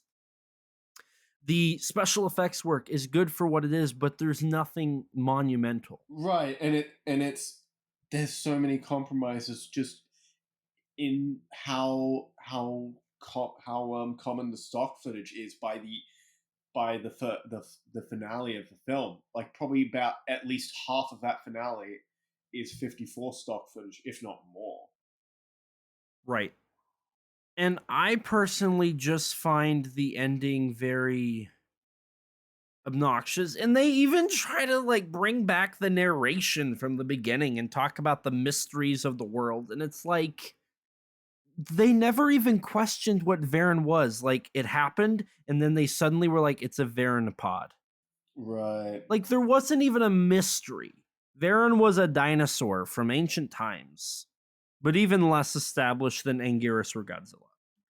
And I do agree with you, like the fact that we're already through this episode, it's not even been 2 hours. It's not even been 2 hours. There's not a lot to talk about. There's not a lot to explore. And one of the wild things is Tanaka brought up that like if the film did well, they possibly were going to venture into trying to do a series. While it probably wasn't going to be a Varen spinoff, it definitely could have been like other kaiju films in the long-term series idea, Right. something I mean, that realistically, took what it would have been is something like Ultra Q, I'd imagine.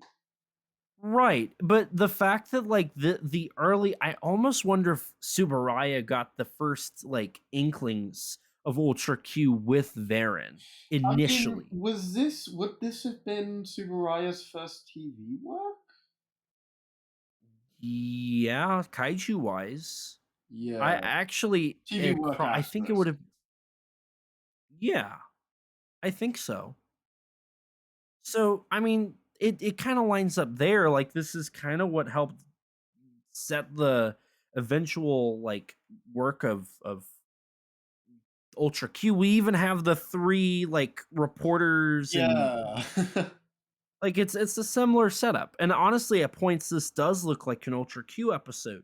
So I can't help but think Varen did influence stuff like Ultra Q. And allow me to provide something that I think is a possibility. Sekazawa wrote a 4 episode story with a dinosaur. We know that it ended up falling through the way he wanted to, but we ended up getting Moroboshi no Daikaiju Aegon in 1964, which translates to Giant Phantom Monster Aegon or Aegon the Atomic Dragon, however you want to call it, which was written and created by Shinichi Sekizawa. It's a 4-episode miniseries. I can't help but wonder that Sekizawa was influenced by Varan and thought that he could have done something with that concept. And that's why we ended up getting Aegon as well. That's interesting.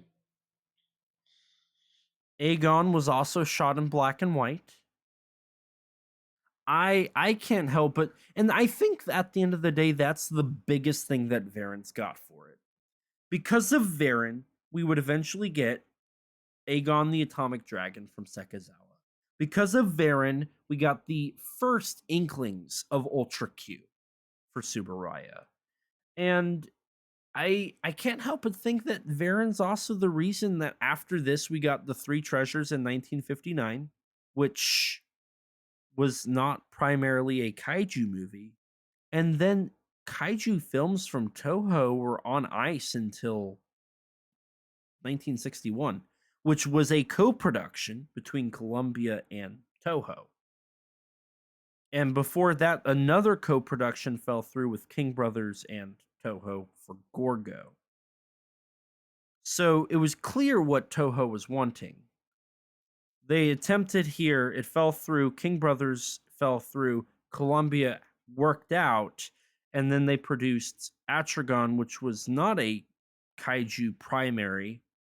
And then you had King Kong versus Godzilla, which was not a co-production, but a American producer was attached.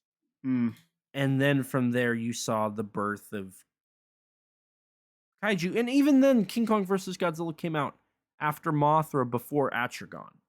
So you could argue that Atragon only really happened because King Kong versus Godzilla was the way it was. And there was a market in Japan for Japanese giant monster movies again, which is why we saw the boom of Japanese giant monsters following 1962. In a weird roundabout way, co-productions is what hindered and created the kaiju boom and then helped kill it. Is it final thoughts time? I think so. I don't think there's much left to really say on the film. I mean, I feel like we've said pretty much everything. Varan feels too much like a ripoff. Yeah, I had so few notes while watching the film. Like, there, I didn't hate this film. I enjoyed watching it, but when I like the next day I was at work. Usually when I'm at work, sometimes I'll just think about movies and just think about movies and just kind of process what I've seen. Varan, I barely thought about at all. And when I did think about it, I'm like, oh yeah, I did watch that yesterday. Man, there's I don't have a lot of thoughts on that at all. And that Mm-hmm. was like the biggest thing. It's like, man, I'd love to have some more thoughts on it, but I really don't. Yeah, it kind of sucks. I think that where Varan, it's really disappointing to see where Rodan came from to Varan. Like that was, I mean, you have the Mysterians, but I would argue the Mysterians is only partially a kaiju movie. Yeah, I And call even it then kaiju it's adjacent. I don't really call yeah. it a kaiju. Yeah, I think on my personal opinion is I think Mysterians, Gorath, and Atragon is the triad of kaiju adjacent Toho titles. Yeah, yeah. I don't know. So for Ran, it's kind of for me. I I was pleasantly surprised in the sense that on this rewatch I didn't hate it, but that is can that really be considered praise for the film? Right. It's I think it's a lot of nothing, honestly, at the end of the day. yes, I would agree. It's really like with the talent they've got, it's just truly unbelievable with That's how it ended up being. hilarious. That's really funny. You should start a comedy club. I'll call it uh the unbelievable It went laughter. bankrupt already. I'm sorry. Is it ranking time? I think so. Wow, Okay. we've even gone so quickly through the final thought. That says I a mean, lot. there's what else is there left to say? It's boring and it does nothing. It's kind of doo doo. It's like, and this is the best. Okay, we'll say this. Rodan reinvented the idea of Godzilla, Mm, and that's where it went well. yeah, Varan did not. They were they were trying to combine Rodan and Godzilla into one thing, and it just does not work. Plain and simply, it does not work. And I would almost say a swimming, land walking, flying monster was done better 9 years later with Gappa the Triphibian monster. yeah, yeah. It's still not a Moran's, great movie, but I think it did it better. yeah, like I suggested earlier, Varan's biggest flaw for me is rooted in the fact that it was solely a product to be sold to Americans, not a passion driven film, merely a product. That's not to say that a lot of the Toho films that followed weren't also just products, but this one in particular, it feels very glaring in the just in that context of films, the films that we can't stop mentioning today, Godzilla and Rodan. My number 2 is Varan the Unbelievable. Is that Yeah, unbelievable? no, I think it's pretty believable. I think it's yeah. Initially, I thought I was like unsure on which one I was putting first, but honestly, like with the longer I sat on Varan, the more I'm like, yeah, no, Varan's a number 2 for me. You really thought about. Are you joking? On bear in mind, I enjoyed when I was watching it for the first half. Enjoyed it a lot more than I expected. Huh. Plus, I think I was really tired when I watched Rodan. So I think Wow. that also affected me. But it's like Rodan is like if it was an actual movie. Varan, like I've said, noise. It Yeah, was Rodan's flying it, high at number 1 for me. yeah. Varan wasn't the worst noise I've seen. It was enjoyable, but it's like if I were to watch it again, I'd probably hate it. I'd probably have stronger feelings against it, I think. Whereas Rodan, it's like I would not have a problem rewatching that soon. In all honesty, I'd be perfectly happy to rewatch that. Fair enough. Rex, are you ready for cast and crew? Yeah. Starting off with the cast, Kozo Nomura played Kenji Uozaki. He was in The Three Treasures, Battle in Outer Space, The Human Vapor, The Last War, Gorath, Mothra vs. Godzilla, Ghidorah the Three-Headed Monster, Frankenstein vs. Baragon, The War of the Gargantuas, Ultra Q, Ultra 7, Return of Ultraman. Yoriko Shinjo, who played Ayumi Sonoda, was in The H-Man. Senda Korea played Dr. Sugimoto, was in The H-Man, Ninshirian in the Mongolian Invasion, Battle in Outer Space, and Buddha. Fumihito Matsuo, who played Motohiko Horiguchi, was in The Invisible Avenger, Rodan, The Secret of the Talesian, Ultraman, Ultra 7, Return of Ultraman, Ultraman Ace, Rainbow Man, Warrior of Love, Robot Detective, Inazumon F, Go, Robocon, Robot 110, Kamen Rider Super 1, Sun Vulcan, Dai Sentai Gogol 5, Space Sheriff Scheider. As for your crew, now, as I've established previously, but will continue to establish these Toho films, I'm not going to tackle the ones that we have done exhaustively. So, Eiji Tsuburaya was your special effects director. Ishiro Honda was your director. Tomiyuki Tanaka was your producer. Akira Ifukube was your composer. Ken Kuronoma created the story. He worked on Rodan and the novella The Birth of Rodan. Shinichi Sekizawa was your writer. He was writer and director on Fearful Attack of the Flying Saucers, Battle in Outer Space, The Secret of the Telesian, Mothra, King Kong vs. Godzilla, Mothra vs. Godzilla, Ghidorah, the Three-Headed Monster, Invasion of Astro Monster, Ibra, Horror of the Deep, Son of Godzilla, All Monsters Attack, Godzilla vs. Gigan, Godzilla vs. Megalon, Godzilla vs. Mechagodzilla, Atragon, Dogora, Latitude Zero, Aegon the Atomic Dragon, Ultraman, Kaiju Busca, and Mighty Jack. And with that, Rex, I think for the first time in a long time, we've tackled the movie itself in a little under 2 hours, I think. Maybe a little over 2 hours. That's wild. That says a lot. Before we can wrap things up here, Rex, we do have a mailbag. Oh, really? This comes from YouTube, episode 55, Death Kappa 2010. This is somebody who has left us a comment before, and I don't know if he's caught up yet, but we have read off his other comments. Bevzensky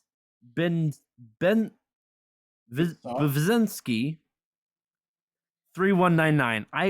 It's BVENSKI. Bavinsky 3199. Quoting here, your guys' commentary on Death Kappa was better than the movie. I've watched it a couple times and I'm still in the camp that it's disrespectful. End quote. I appreciate that. Thank you. I do take that as quite the compliment that that our episode was better than the movie. I take that compliment. Thank you. I think Death Kappa and Varan have the same problem where there's too much of a giant monster fight at the end that it gets boring. Oh yeah, Death Kappa did have that Yeah. issue. I mean, in Death Kappa's case, it didn't help that there was like nothing happening in the giant monster scenes too. Like there was no buildings for the monsters to destroy outside of like one, so they're just kind of walking around doing nothing. Right. So thank you for that. And if anybody else wants to get a shout out, and hopefully I don't butcher the name, but your comments read, you can leave us a comment on YouTube, on Spotify. You can add us or direct message us on X, Threads, Blue Sky, Facebook, Instagram, or on Discord. You can also email us at kaijuconversation@gmail.com to leave us a statement, comment, or concern. Or you can go to www.kaijuconversation.com, go to the Contact Us page, and leave us a comment there. Those are all the ways you can let us know what you think of an episode or anything like that. Now, Rex, I have one last thing I really need to say. And what's that? Hello. I'm Elijah Thomas, and I have a kaiju and tokusatsu problem. Joking aside, I am Elijah Thomas. I'm a writer. I've written for GodzillaMovies.com, Kaiju Ramen Magazine, Kaiju United, and my writing has also been featured in the book Giant Bug Cinema, a Monster Kid's Guide from Bear Manor Media, where I wrote about Ghidorah, the three-headed monster. I've also been given the privilege to work with my good friends at Giant Monster BS on their second season of their podcast as a creative consultant covering independent kaiju films. If you want to hear what I think is the definitive episode on Death Kappa, go check out their episode. Outside of writing and podcasting, I also served as a consultant on the Titanic Creations Youngary figure. Go to titanicreations.com /Youngary to order yours today. I have also had the privilege to produce bonus features for SRS Cinema. I have worked on Yuzo, The Biggest Battle in Tokyo, Liverleaf, War of the Ninja Monsters, Jiran vs. Gora, Sharkdemic, Hoshi 35, Outer Man, and a long list of titles coming soon. You can order all of these Blu-rays on srscinema.com. I'm also a filmmaker and YouTuber. You can check out my stuff on my YouTube channel, ET13 Productions, where you can see some of my short films and my older YouTube videos, along with the ever-growing playlist that features all of my appearances on YouTube. I do plan on getting some new videos out there soon, so definitely check that out. You can also check out my action figure photography on my Instagram at ET13_productions and my X, the artist formerly known as Twitter, thanks Danny, at the same handle. Now Rex, where can people find you at? Well, dear listeners, you can find me on YouTube at Rexina, on Twitter at Rex_Xenomorph, and on Instagram, Rex_Xeno. And as for the podcast, don't forget to rate us on iTunes. That boosts our ratings and helps us get recommended to more people just like you. If you don't have an Apple device, which I don't blame you, I don't, that's a lie. I'm reading this off of a MacBook. You can rate us on Spotify. To stay up to date with all things Kaiju Conversation related, head over to www.kaijuconversation.com to find our episodes, social media, news, and updates. Follow us on Twitter at KAIJU_CONVERS. If you don't have Twitter, you can follow us on Instagram or like us on Facebook. If you're like me before podcasting and you don't have any social media, lucky you. You can email us at kaijuconversation@gmail.com, all lowercase, all one word, you know the drill. And as always, we'll read your reviews on air for everyone to hear. We also have a Teespring store. Eventually, we'll have original artwork on there, but until then, you can sport our awesome logo on a t-shirt or maybe even a coffee mug. If you'd like to chat with us, check out our Discord server full of others that have similar interests to you. Recently, we had a discussion about Godzilla Singular Point. It's a great community full of great people. Don't forget to subscribe to our YouTube channel and hit the bell so you can be notified anytime we upload a video. We sometimes post exclusive to the channel like bloopers for episodes or minisodes talking about news or other subjects. And a huge thanks to Rex for editing all of these episodes and the other content we upload. His links can be found in the description below. Along with Rex, we'd like to give a huge thanks and shout out to Danny DeMena of the Godzilla Novelization Project for his amazing vocals on our theme song. You can support him by following him on Twitter at Danzilla93_GNP or visit his website GodzillaNovelizationProject.com. And a huge thanks to Grattan Conwell from the podcast Giant Monster BS for composing the music for our theme song. You can support him by following the podcast on Twitter at Giant Monster BS or on any podcast platform under the name Giant Monster BS. And with that, we're going to wrap things up here. So thank you guys so much for listening.